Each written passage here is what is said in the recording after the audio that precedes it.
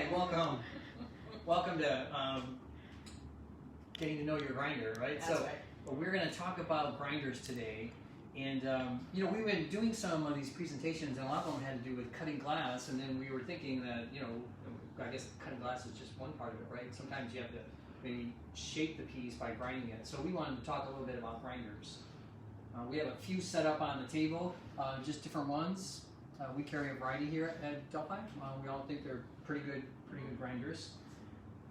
You can see our classroom model we have here. You can see it's had a little bit of use, but we tend to use them a lot. So Val has in front of her a some paper towels, but she also has a stained glass project that she was started on. And if you saw any of our previous videos on cutting, you probably saw this one perhaps. And if you haven't seen it and you want to look at that, you can always check out our videos on our Facebook, on the video section of our Facebook page or on our YouTube channel.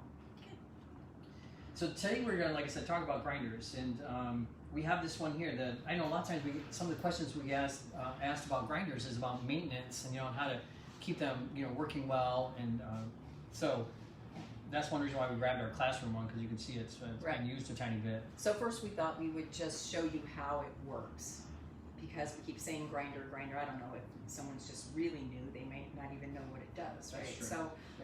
So basically it's just like a sander. So it can remove sharp edges, or it can also reduce the size a little bit to make your pieces fit. So we'll just go ahead and, like, we have a couple, like Roy said, a couple of pieces here, and Kaylee will come in and you can see that. Can you see that? Mm-hmm. Okay, that there's just a little bit of a blurb there. That's kind of what I call them, but you know, it's just a little bit of a sharp edge. And then sometimes the center, I mean, you just look at them. Here's a good example of the circle, how you can see the way you cut a circle actually sort of promotes you having those little sharp edges that you're going to have to grind off. So that's what the grinder is really kind of all about.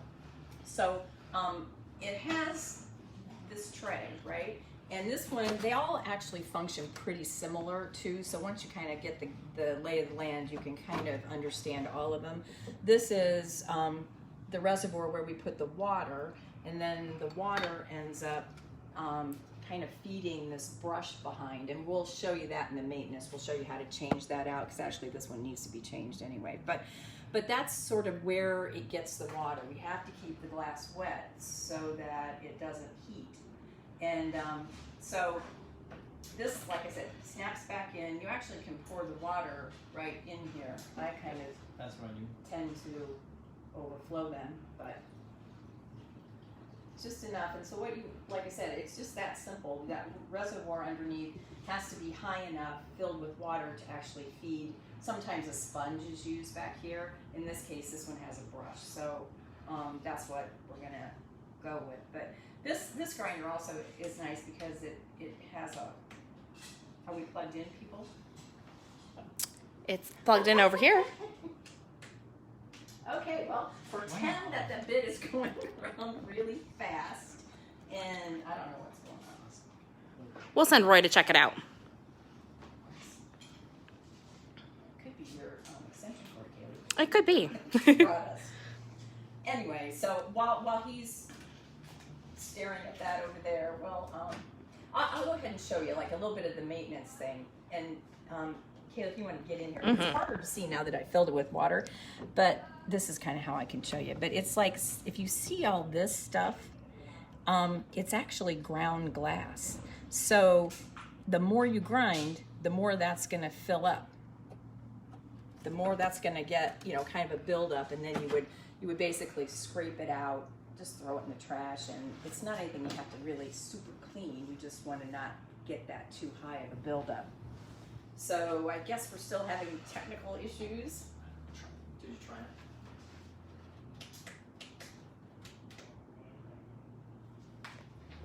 So it must be the extension cord.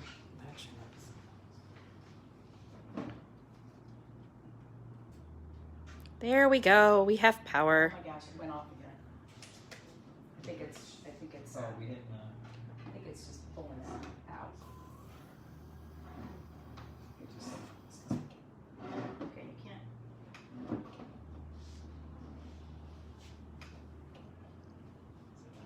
I think you're going to have to, because it's on, it's just. Okay, I'm going to hold this and you come around and grind. Yeah, this will be fine. Can you see okay? Kate? Yes. I can knock it out. This shield actually is helpful so that the glass bits don't fly everywhere. And your water doesn't splash everywhere. Right. Did you just turn it off? No. Mm-hmm. Oh. Don't just leave. Yeah, well. Well, this wasn't a good idea. yeah, Apparently, this one. I don't know what's going on. This one just Sorry. short. Yeah, we must have. Again, came out of our classroom, so it's possible that we just kind of. Hurry, stick a piece up there, Brian. But anyways, you can sort of see how the bit is moving around. I think Val mentioned before that the bit is or the grinding head is diamond coated, right? If you touch it with the soft part of your finger, it won't do anything to you, but it'll grind down hard things like glass and your fingernails. So Yeah, you could do your fingernails too. So if you set this on here, what we're going to do is just kind of put it in there gently and then move it back and forth. So we're just, if you can see this piece, we're just trying to move off this little high point there.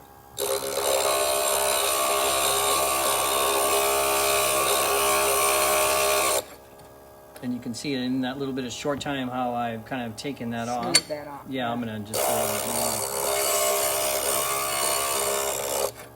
think it probably needs a little more water. I kind of wish. Yeah, we probably could have put a little bit more water in there. But that's it. That's essentially really, that's, yeah, and that's really as complicated as it is. It's, just to smooth the glass, so any sharp edges. And like you said, if you in the beginning, if you're not cutting real accurately, it's also a big help in sort of helping you shape the piece to fit your pattern. So yeah.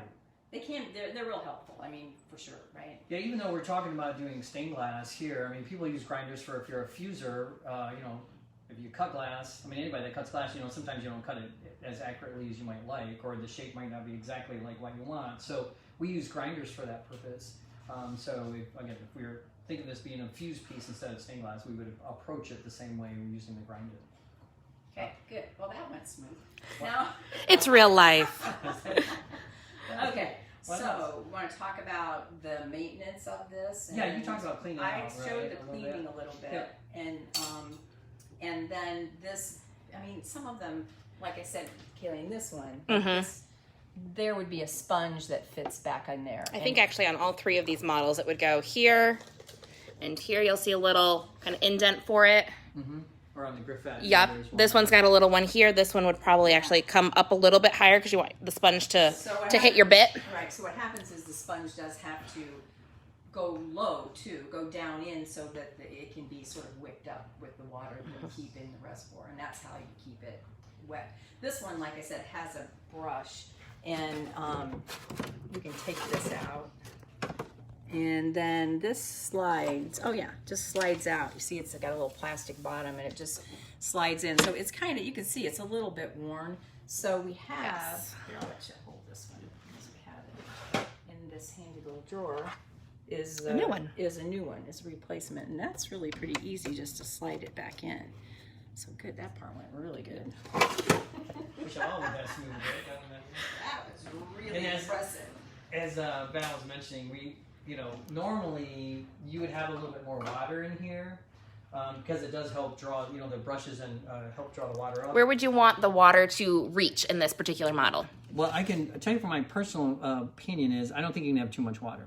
So, the more water you have, then the wetter the bit stays and the easier it grinds, and you also preserve the diamond coating a little bit better, right? It fits wetter. But so on this one, you can probably only go so high where you start to run into an issue with it wanting to start spilling out. I mean, I can tell you a lot of times I have my water like it's just almost right up to the very, very top. So you'll notice that when you're grinding, if you start to see this white powder kind of build up around where you're grinding, that means it's not wet enough. So either the sponge needs to be rinsed out, or maybe that you need a new brush on it if it's this type of grinder, or you just need more water, right? You need to just raise the level of the water. Yeah. So we didn't say too, well, this is a nice, like I said, this goes around it, and if you didn't have a short in your cord, it works just fine because it's got a hole for the cord and everything. So, because it will spray. So you need something like this to keep the spray down so you don't just, have your whole area glistening with little glass shards. there's other kinds of, this one has its own little face shield attached to it. Some of these others don't. You buy one separately, but they're really essential, because if not, you know, you may not see it, but I guarantee you will end up with, you know, you'll look in the mirror and you have little sparkles in your hair or something, because you don't see them. They're very fine. And that's another reason why these shouldn't always be on my head. They should be over my eyes, but I have a problem with that. But you really should. Honestly. Yeah, we recommend. I mean, we definitely recommend using. Even though you have a shield, glasses. right? Even though you have a face shield, it's amazing how sometimes that just hits and ricochets out. So Michelle's got a question before we move on real quick. For the grinder, can you use a regular sponge rather than the brush?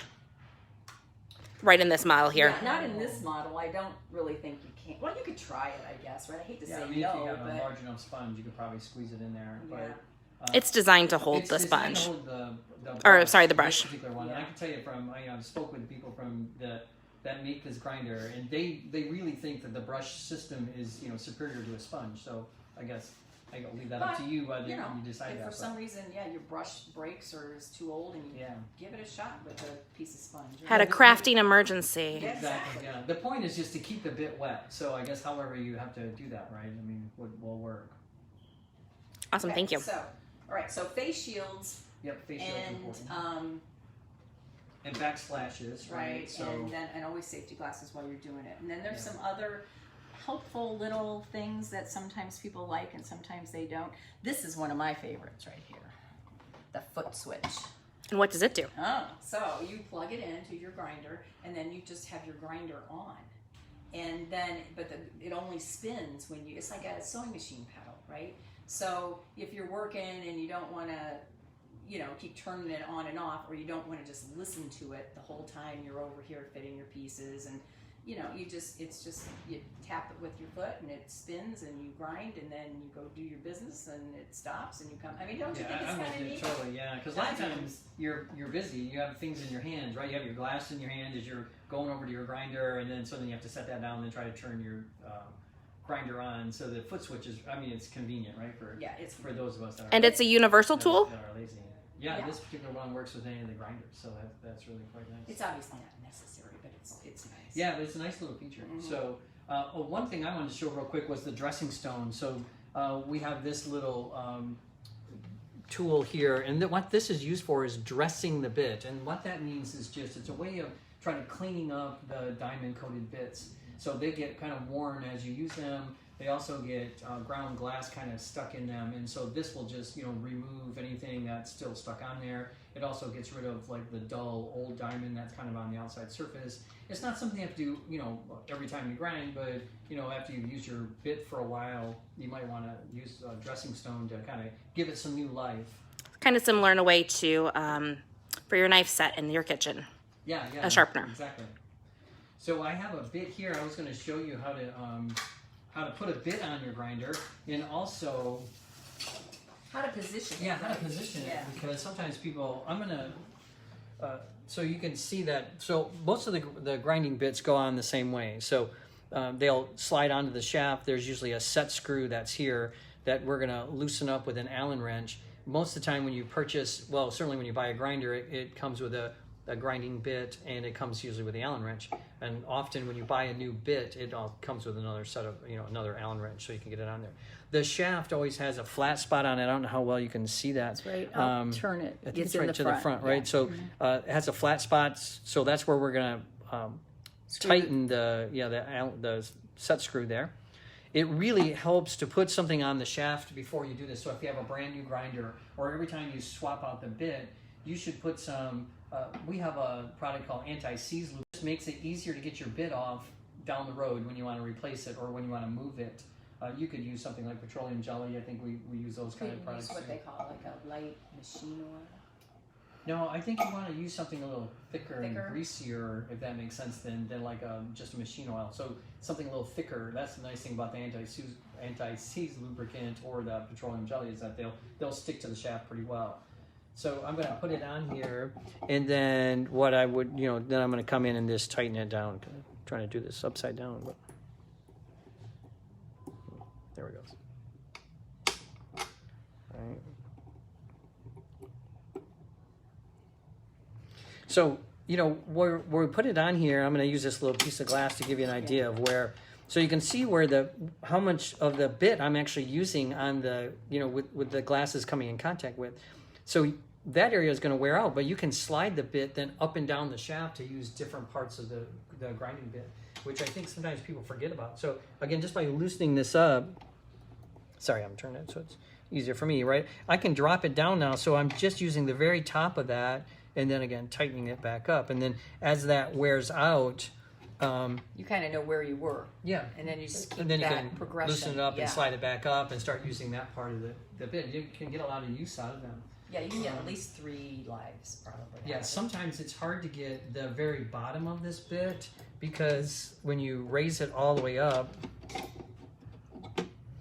you can't always tighten it down onto the shaft, so you can slide them upside down, right? And then that gives you a little bit more use of the bit. So it's the other thing that we wanted to show you was a couple of tools you didn't talk about. Yeah, that's what I was Yeah, these little holding tools, because anybody knows if you haven't done it, if you do a lot of grinding, your fingers can get really sore. And you can even get little slits in them sometimes because you're pushing the glass against the bit. So they make these little tools that help you, kind of enable you to not have to use your own fingers. And yeah, and so, you know, this would allow you to hold that and then do this and round it. And so actually, you know, they have a purpose. And little pieces, right? Little pieces that are hard to hang on to. Works well, and Roy likes this pair. Yeah, this is another one by Nick's Cutter made this one's called, and the only real difference between these two is that this actually has a spring in it, so I don't have to hold it, right? So once I put the glass in here, it just, you know, I don't have to keep squeezing my hand to hold it. So, you know, if you have arthritis or problems with your hand, this makes it sometimes a little bit easier. And then the same deal, right? So you can come up to the grinding bit and then move it around. I think, again, most of these tools are really nice when you have little tiny pieces. Sometimes they're hard to hold onto with your fingers. Yeah. This is a grinder cookie. Same idea, right? Yeah, it works on any of the sides. Just right? Yep. Push it against it, without using your fingers on the raw edge. Yeah, it saves you from having to use your fingers, but... And then this was old school. Yeah, this is stuff that's been around. But we still sell it. It's called safety tape. I think it's just what we call it. And so what it's used for is just to wrap your fingers. So you do it beforehand, so you don't, again, as Val was mentioning, you know, kind of minimize the chance of cutting your fingers or your thumbs. You can kind of wrap yourself. It's one of those kind of tapes that sticks to itself, so you wrap it around the tips of your fingers. I'm not going to do the whole thing, but you kind of get the idea, right? What helps with this one is if you go past your knuckle, if you're using it, right? So go at least past the knuckle.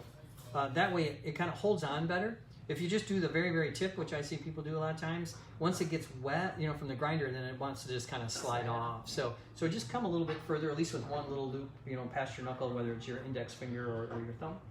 They work pretty well, and it's a great way of, again, it's kind of saving your skin if that's what you want to do. Yep, and then we didn't talk about the second story. Yeah, a lot of the grinders, you know, either they come with what's called a second story work surface. This is one by Glasstar. It fits this small little Glasstar you see over here. The grinder that we have here, I set it down over there. I'll grab it real quick. You know, it has one that looks like this. This one is the version for the grinder, and so it would sit on there on top. And so what it is, it's if you use these little 1/4-inch bits, which we didn't get, which we forgot to bring out. Oh, haha. Sweet. Yeah, like this. So if right? you have some little, you know, like some little tiny space to get into, you know, you can, sometimes the big bit just won't fit in. That's not a very good example, but you can see you could have a real little deep inside curve, and this bigger bit won't even get in there and hit the edges. So these little bits will do that, but it's hard to hold the piece because they usually fit up on top. This just screws in, right? And how does this, I don't even know, just you have to take this all yeah, off first. Oh, okay. But basically this would sit over that, and then the little 1/8-inch bit would protrude up, and then you'd have a surface to lay your piece on and go inside the little space with the little bit, right? Yeah, these second story work surfaces, they're specific to the brand of the grinder. So, I mean, you can sometimes make them work, but they really are, you know, like I said, this one's really designed to fit on I'm knocking on them like I'm making a mess here. They're really designed to work with the glass star models. As like I was saying, this one is made by Technoglass for the grinder. This is called the grinder. That's why, because you keep saying it, and people might not realize you're just talking about the grinder. You're talking about that grinder. This is the grinder. That's its name. Yeah, and the Studio Pro by Diamond Tech, this one does have a second story. I didn't grab it, but there is a second story work surface that fits on this one. In fact, if you look real close at the grid surface, you see these little bit larger holes here, and that's where the second story work surface kind of locks in so it doesn't move on you. But it is a great way of, as Val was mentioning, if you're working with those little tiny 1/4 inch or 1/8 inch drills or grinding heads, a way of getting your glass up to that surface. Mm-hmm. Or if you don't want to use it and you just have 1 or 2 little pieces to do, that's where these tong things can work really good too, because you can just kind of hold it. Yeah, the tricky part there is always, when you're using it a little bit, is trying to keep the grinding head wet, right? So you just have the other hand and pour water on while you're doing it. Yeah, you can do it. It's doable. Heck yeah, you can figure it out. So if you have questions, or want to make a comment, do it in the comment section or below the video. Or you can always send us a message on Facebook and Instagram, and I think we answer them. So if you think of a question later, feel free to get a hold of us. Yeah, or a topic. Yeah. We talked about we kind of are going to do like this series, like, this copper foil method, right? So we've done cutting, now we've done the grinder. Next week we'll do foiling and fitting, or fitting and foiling to your pattern. Fitting and foiling. So. But we'll get back around to fusing and flame working, and and mosaics. We're kind of, so, feel free to reach out to us if you have ideas or suggestions. So. We've got a question here from June. Do you use a sponge holder and a sponge against your bits? Sponge holder? Usually there's this area back here is the sponge holder. Yeah, this and then the sponge fits. They make them to fit, or you can cut your own to fit that space. But that's really what those areas are behind. And then yes, they would need to fit against the bit. Yeah, so I know it looks. We took these from our display models or from our store, so we just took them off the shelves, and they do normally have sponges in them. So if you see these without sponges, we're not grinding without sponges. Yeah, and another point too about sponges. If you have a sponge here, that's the method you're using, or that's the method your grinder takes. If you're haven't done any grinding for a week or 2, your sponge could be all dried out, right? So sometimes just putting water, filling back your reservoir before you start is good, but sometimes you have to really saturate that sponge too. So don't just wait for it to wick up, and then we just always take it out, don't get in the water, get it real saturated, and stick it back in. Because like Roy said earlier, the wetter you can keep it, the better off it is across the board for your glass and also for your bit. So and the sponges do, they'll get all that ground glass inside the sponge, and so that makes them not, absorb as much water. So it helps to rinse your sponge out periodically. I think that's, one of the things about dunking it in some water beforehand does. It rinses some of the glass out, but it also, as Val mentioned, really saturates the sponge and makes sure that's really nice and wet. So. Thank you for the question, June. Yeah, thanks, June. All right. I guess that's probably it. So next time we meet, like I said, we're going to talk about fitting and foiling. So if you're a copper foil person or want to get into copper foil, join us next time, and we'll see you then. Show you what we know. Thanks, guys. Thanks for coming.